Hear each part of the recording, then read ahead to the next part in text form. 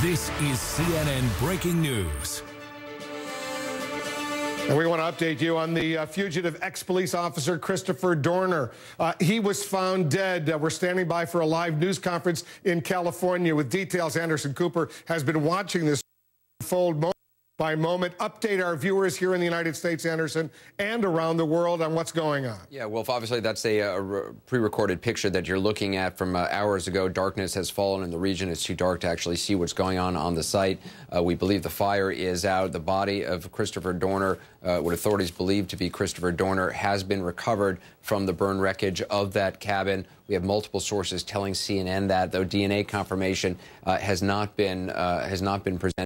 Has not been brought forth. We're told by authorities that could take anywhere from several hours to several days. We're anticipating a press conference from the San Bernardino County Sheriff's Department, as well as a press conference at LAPD headquarters. We anticipate we're monitoring both those press conference locations. Going to bring that to you as it happens, of course. But I want to check in with our Miguel Marquez, who is on the scene, not too far from where that cabin, where Christopher Dorner apparently made his last stand and died. We don't know, Miguel, whether or not he was killed by sheriff's deputies, whether he died in the fire, or whether it was a self-inflicted gunshot wound.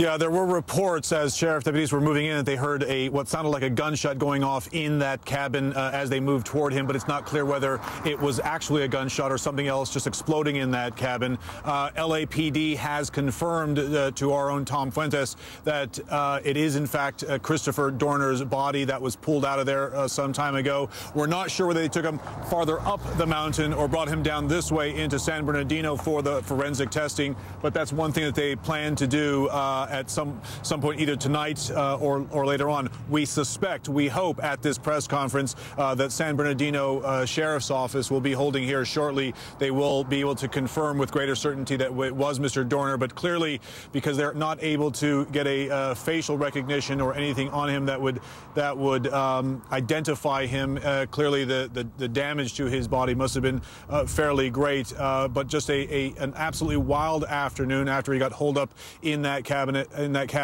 One deputy shot and killed, another one badly injured. It seemed that sometime after that he tried to make an escape attempt by setting off a gas device or a smoke device, but was forced back into the cabin, was not able to get out. And eventually, what set off that fire? It's not clear if he set off the fire or if the gas that the SWAT teams pumped in there set off that fire. But it was a conflagration that ended, just ending a terribly horrible chapter in Southern California history, Anderson. Yeah, and you know, we should just caution our viewers. Some of these reports, again, are initial reports, and so that, you know, are likely to change, as you well know, as the hours progress and as more information is learned, as more people are debriefed. Some of the operational details, and there's a lot we still don't know, as you see. Excuse me, law enforcement personnel at the LAPD headquarters are approaching the live shot location. Our Randy Kay is standing by there.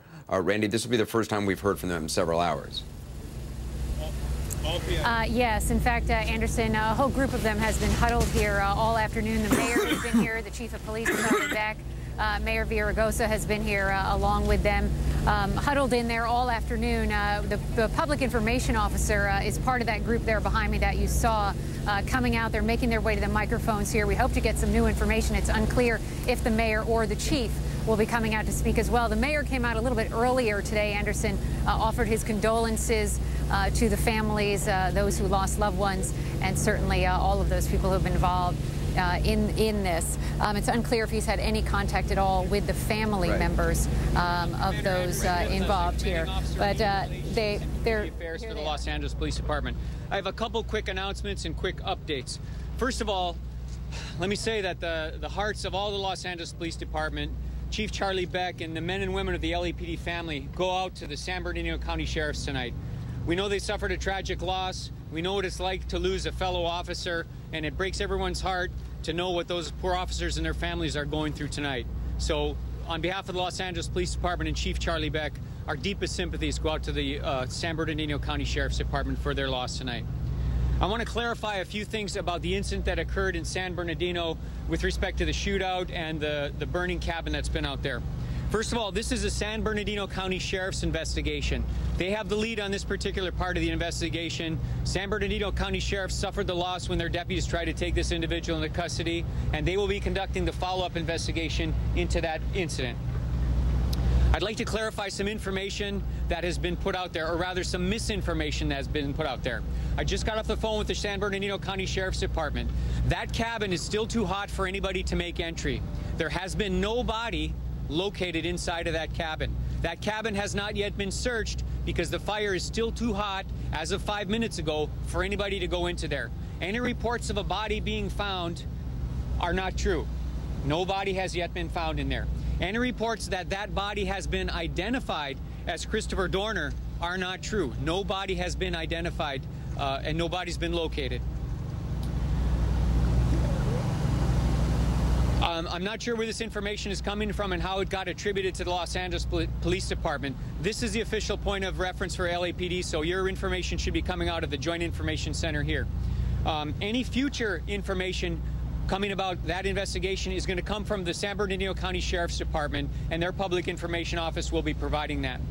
Until we have confirmation, A, that a body was located, and B, that that body belongs to Christopher Dorner, the Los Angeles Police Department is going to continue on with its high-profile protection detail of our officers. We're going to continue to provide protection to our officers and those families that have been identified as possible threats. In addition, we're going to continue to provide security to all our critical facilities here in Los Angeles until A, a body is recovered, and B, that body is determined to be that of Mr. Dorner. So until then, that's as much information as I have. We will have another briefing tomorrow morning at 8 o'clock in the same place. I'll give you an update on anything the Los Angeles Police Department or our joint task force has to add. Information about what's occurring in San Bernardino will be coming from the San Bernardino County Sheriff's Department. I have a very quick moment to take a question or two, and I have a Spanish speaker here that's going to answer your questions in Spanish as soon as I'm done. Quick questions, one or two, and I can answer them. Why do you think They're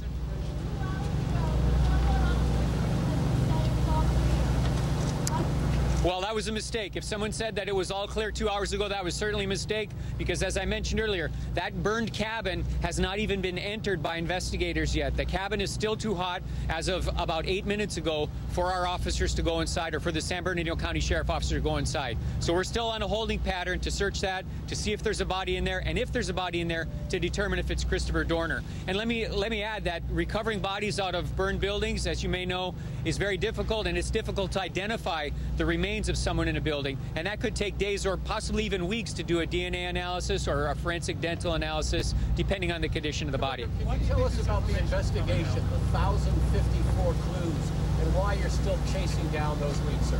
Well, until Mr.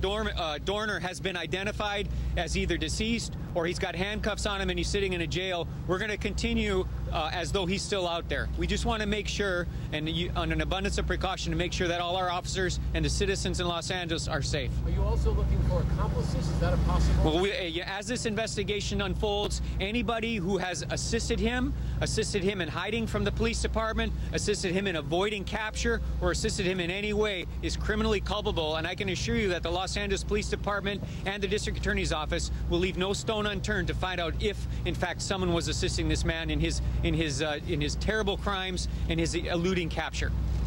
Okay. Last question. We are still on a tactical alert. We're still maintaining high profile in all our facilities to make sure that they're secure, and we're still maintaining security on all our protected employees. I'll turn it over to our Spanish speaker for a few minutes here, Officer Norma Eisenman.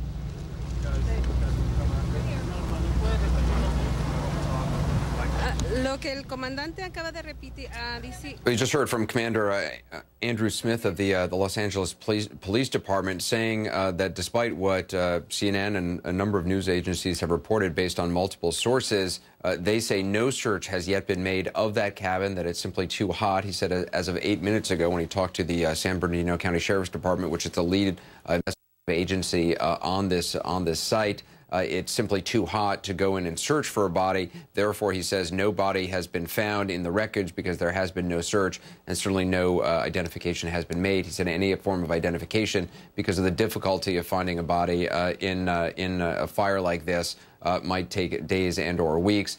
Tom Fuentes, former FBI Assistant Director, is joining us now. Tom, you had heard from multiple sources that there had been an identification. What do you make of now what the LAPD is saying? Well, I find it very interesting. Yes, reports had come out, supposedly from officers at the scene, that they had made an identification, or at least one officer had identified a body at the scene as Dorner. That's what was coming out to a number of people, a number of people, including the media. So the fact now that they're saying otherwise is very interesting, and we'll just have to wait and see what turns out here.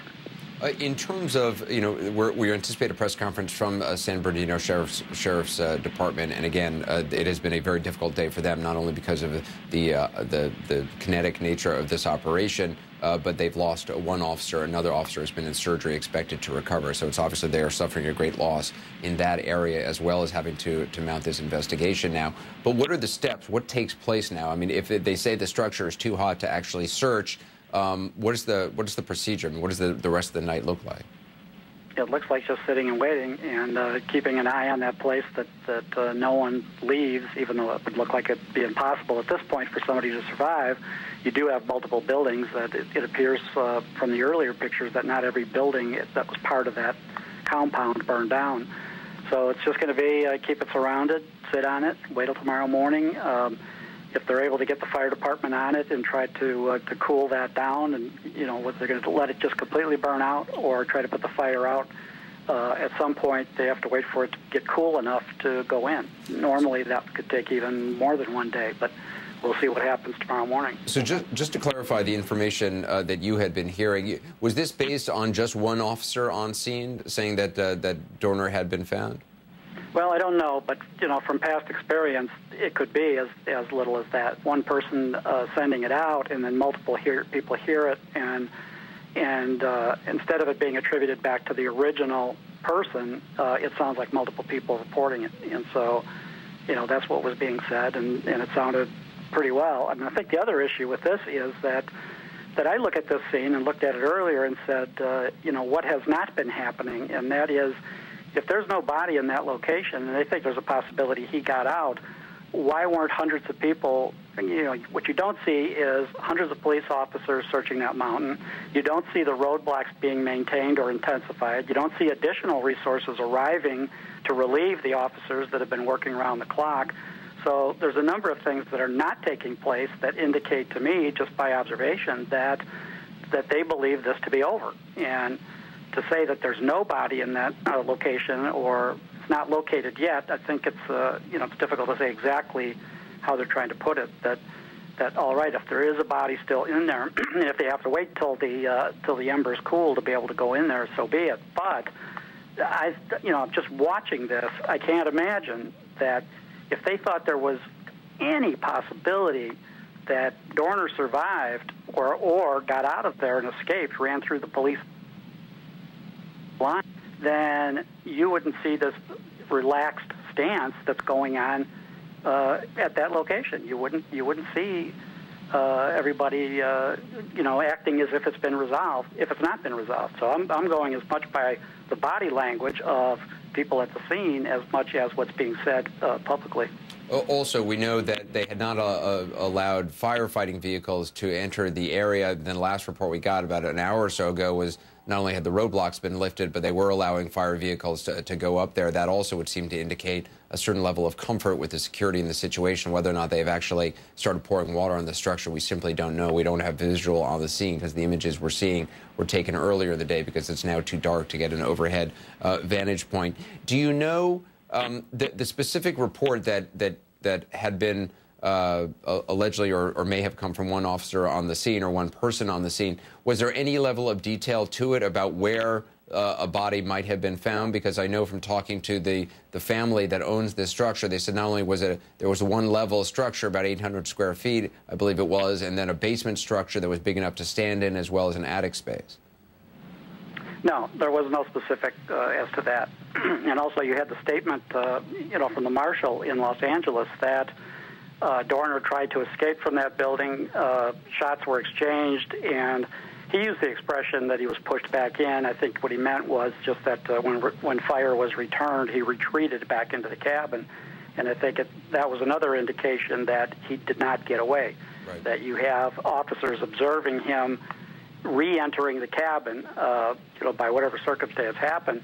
And in a situation like that, if the police were shooting at him as he's retreating to the cabin, and the cabin probably has thin wooden walls, there's a good possibility that he was shot in that exchange and was diving back into the cabin already wounded and possibly mortally wounded.